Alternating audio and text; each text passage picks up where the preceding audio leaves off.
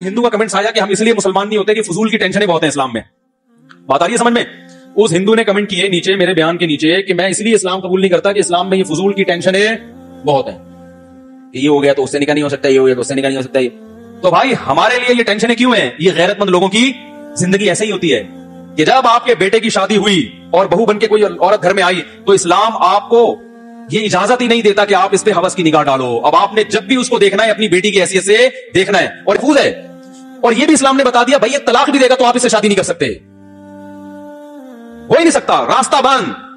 तो हमारे पास कितनी बड़ी दलील, किसी एथियस्ट से पूछो कि ये गलत है, वो अगर गलत कहेगा तो गलत होने की दलील नहीं, वो सही कहेगा तो सही होने की दलील नहीं। हमारे पास कितनी बेहतरीन दलील है, हुर्रिमत अलैकुम उम्महातुकुम व बनातुकुम व अम्मातुकुम व खालातुकुम व बनातुल अख व बनातुल उख व उम्महातुकुम अल्लाती अरज़अनकुम व अखवातुकुम मिनर रज़ाअ व उम्महातु निसाइकुम व रबाइबुकुम अल्लाती फी हुजूरिकुम मिन निसाइकुम अल्लाती दखलतुम बिहिन्ना। क्या अंदाज है।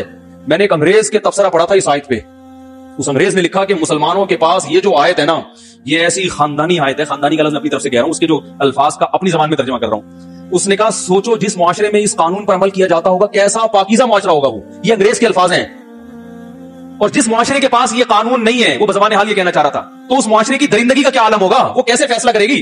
अल्फाज के हैं कुरान के, आप उठा के देखें चौथे पारे का एंड, तुम पर हराम कर दी गई है हमेशा के लिए तुम्हारी माएं। कभी भी इंसान अपनी मां से इस किस्म का रिलेशन नहीं था, हमेशा के लिए हराम। वह बना तो, और मां में नानी दादी खुद बहुत आती हैं, वो भी उम्म ही आती हैं। वह बना तो तुम पर हराम कर दी गई है हमेशा के लिए तुम्हारी बेटियां, और इसमें पोतियां और नवासियां भी इसी बेटियों में ही आती हैं। हुर्रिमत अलैकुम उम्महातुकुम व बनातुकुम व अखवातुकुम, तुम पर हमेशा के लिए हराम कर दी गई है तुम्हारी बहनें, चाहे मां शरीक हो या बाप शरीक हो, सब इसमें आ गई। व अखवातुकुम व अम्मातुकुम, तुम्हारे बाप की बहनें तुम पर हमेशा के लिए, बोलो भाई, फुफी जिसे कहते हैं, मुकद्दस रिश्ता है। जब अपने बाप की बहन पे निगाह डालोगे माओ वाली निगाह डाल सकते हो, कोई और निगाह डालने की इजाजत, बोलो भाई, नहीं, ये है ही नहीं, ये निकाह का महल ही नहीं है। वह अम्मातुकुम व खालातुकुम, तुम पर हराम कर दी गई हैं तुम्हारी माओ की बहनें, जिसको खाला कहा जाता है।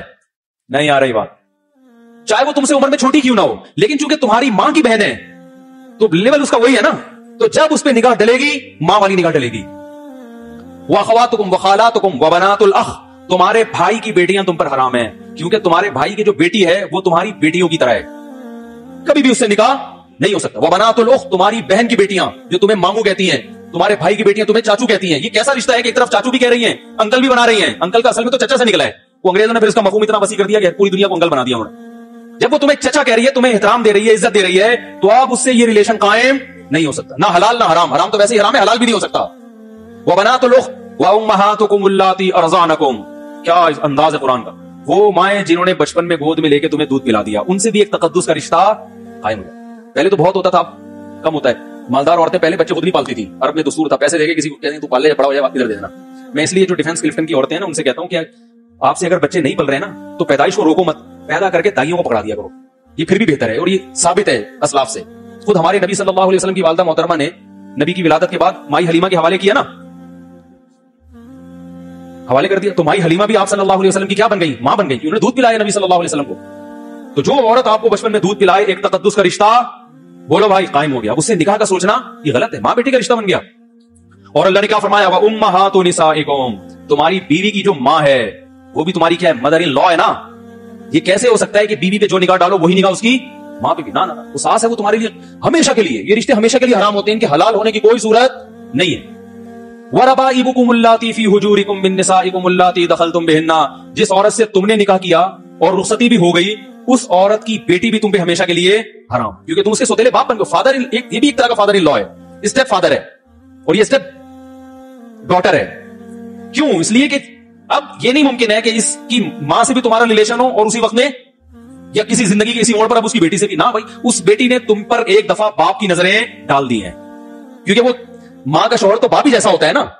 वो एक दफा तुम्हें इस तौर पर एक्सेप्ट कर चुकी है कि मेरी वालिदा का क्या है, हस्बैंड है। तो अब ये रिश्ता ऐसा है कि अब कयामत तक उससे निकाह नहीं हो सकता। वहलाइलु अबनाइकुम अल्लज़ीना मिन अस्लाबिकुम, तुम्हारे जो बेटे हैं उनकी बीवियां भी तुम पर क्या हैं, जिसे बहू कहा जाता है।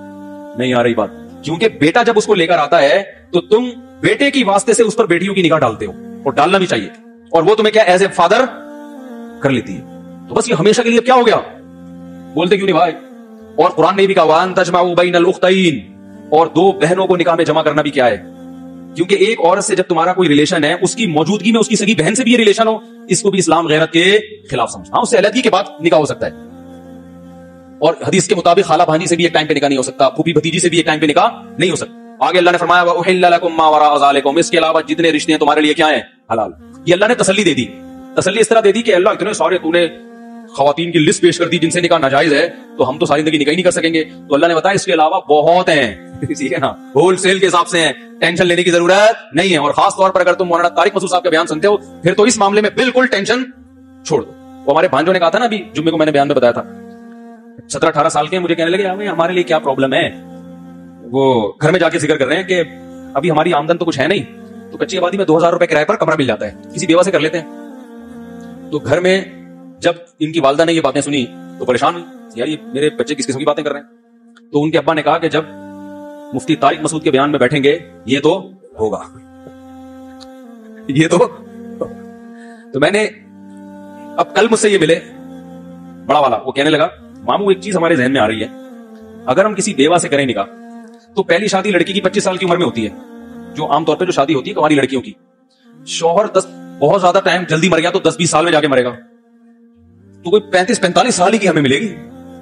تو مطلب پریشان ہو رہے تھے یار یہ کیسے کریں، ہم اتنی قربانی بھی دیں اور 2000 کا گھر بھی لیں اور پھر کچی آبادی میں بھی جائیں اور وہاں بھی رہیں، اور یہ کیسے. میں نے کہا بھائی یہ آرڈر پہ بیوہ کروائے بغیر یہ کام نہیں ہو سکتا. یہ کام اگر آپ اس عمر میں چاہتے ہو تو اس کے لیے کوئی ایسے ادارے سے رابطہ کرو جہاں یہ بورڈ لگا ہو کہ ہمارے ہاں اور آرڈر پہ عورتیں باقاعدہ بیوہ کروائی جاتی ہیں.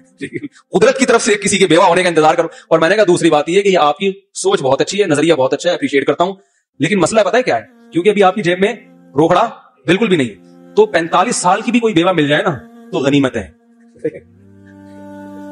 جو قدرت کی طرف سے بیوہ جلدی ہو گئی ہو. تو عورتیں سب سے پہلے کیا دیکھتی ہیں؟ روکڑا دیکھتی ہیں. وہ میرا کلپ بھی بڑا وائرل ہوا اس بارے میں، تو وہ تو دیکھتی ہیں. تو لیکن پھر میں ان کے والدین سے کہتا ہوں اگر کوئی مل جائے ان کو فری میں تو کر لو، کس نے منع کیا ہے، لیکن ہوتا نہیں ہے. اور اگر کوئی ملے گی تو ڈر ہی ہوتا ہے کہ فراڈ ہی نہ ہو. اچھا اس پہ ایک علمی نقطے کی بات بھی ہے، وہ پھر کسی اور، کیونکہ پورا بیان پھر ادھر ہی چلا جائے گا، پھر میں کسی اور وقت اس کو میں بتاؤں گا کہ یہ میں کبھی یہ نہیں کہتا کہ منہ اٹھا کے جہاں چاہے نکاح کر لو، ٹھیک ہے نا. نکاح میں سب سے پہلے یہ دیکھنا پڑتا ہے، غریب لڑکی سے کرو یہ تو فائدے کی چیز ہے، لیکن یہ دیکھنا پڑے گا کہ آپ کی نسل نہ خراب ہو جائے، اور یہ قرآن سے بھی ثابت ہے. میں غریب لڑکیوں سے نکاح کا مشورہ بھی دیتا ہوں، بیواؤں سے بھی دیتا ہوں، طلاق یافتاؤں سے بھی دیتا ہوں، لیکن چند چیزوں پہ کمپرومائز نہیں کرنا. اگر کوئی ایسا خاندان ہے جن میں تمیز ادب ہے ہی نہیں، چور اچکے ہیں وہاں کے لوگ، عورتیں، پھر شادی آپ کو نہیں کریں. کیونکہ بچے ماں کو فالو کرتے ہیں، آج کل باپ کو کوئی نہیں فکر آتا. آپ کے بچے اس ڈیزائن کے پیدا ہوں گے کہ آپ بولو گے یار یہ کیا عذاب میں ڈال دیا ماموں نے، ٹھیک ہے نا.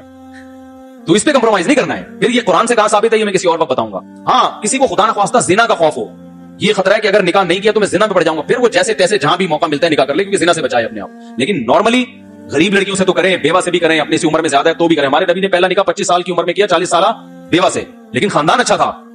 جیسے ہی نبی کو نبوت ملی ہے سب سے پہلے تصدیق حضرت خدیجہ نے کی. ان کے تسلی کے الفاظ جیسے تھے نا، اس سے پتہ چلتا ہے کہ بڑے اچھے خاندان کی تھی. کیا ارشاد فرمایا رسول اللہ صلی اللہ علیہ وسلم سے، آپ نے فرمایا ایسے فرشتہ آیا یوں کیا تو آپ پریشان تھے. انہوں نے فرمایا کہ اللہ آپ کو رسوا ہونے نہیں دے گا، اس لیے کہ آپ ہمیشہ بیوہ عورتوں کو سہارا دیتے ہیں، مسکینوں کا، یتیموں کا خیال کرتے ہیں. آپ کی زندگی اتنی اچھی گزری ہے. جن کے اعمال ایسے خاندانی ہوتے ہیں ان کے ساتھ اللہ کی مدد ہوتی ہے.